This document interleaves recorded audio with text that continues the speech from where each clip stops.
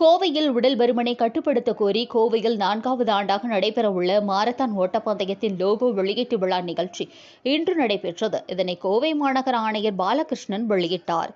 கோவை ராமநாதபுரம் பகுதியில் உள்ள விஜிஎம் மருத்துவமனை சார்பாக கடந்த 2017, 18, 19 ஆகிய 3 நாட்கள் தொடர்ந்து உடல் பருமனால் ஏற்படும் பல்வேறு பிரச்சினைகளை பொதுமக்களுக்கு எடுத்துக் கூறும் வகையில் சிறப்பு மாரத்தான் ஓட்டப்பந்தயம் நடத்தப்பட்டது.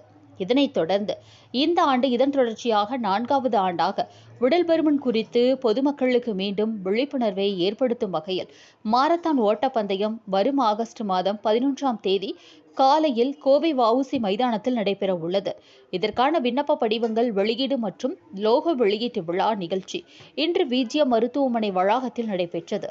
இதில் சிறப்பு விருந்தினராக கலந்து கொண்ட கோவை மாநகர காவல் ஆணையர் பாலகிருஷ்ணன் குத்துவிளக்கேற்றி வைத்ததுடன் ரிப்பன் வெட்டி இதற்கான லோகோவை வெளியிட்டார். மேலும் இதுகுறித்து விஜிஎம் மருத்துவமனையின் தலைவர் மோகன் பிரசாத் கூறும்போது, ஆண்டுதோறும் ஆகஸ்ட் முதல் வாரத்தில் விஜிஎம் ரன் ஃபார் நேஷன் எனும் தலைப்பில் உடல் பருமன் குறித்த விழிப்புணர்வை பொதுமக்களுக்கு ஏற்படுத்தும் வகையில் மாரத்தான் ஓட்டப்பந்தயம் நடத்துவது வாடிக்கை.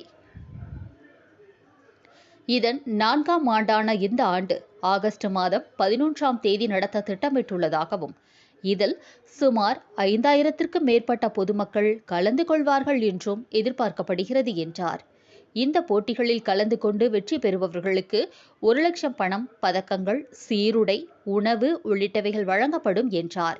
மேலும் ஏழை எளிய மாணவிகளுக்கு விளையாட்டின் பொழுது ஏற்படும் மூட்டு நுண்துளை அறுவை சிகிச்சைகளை நமது மருத்துவமனையில் இலவசமாக வழங்க உள்ளதாகவும், இதற்காக ரோட்டரி கிளப் ஆஃப் டவுன் மூலமாக நடத்த உள்ளதாகவும் மேலும் அவர் தெரிவித்தார்.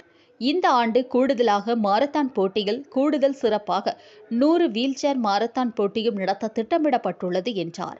இந்நிகழ்ச்சியின் பொழுது விஜிஎம் மருத்துவமனை மருத்துவர்களான சுமன், வம்சி, கோகுல், மதுரா, மீத்ரா மற்றும் கோவை அத்லெட்டிக் கிளப் சார்பாக சீனிவாசன் உள்ளிட்ட பலரும் கலந்து கொண்டனர் என்பது குறிப்பிடத்தக்கது.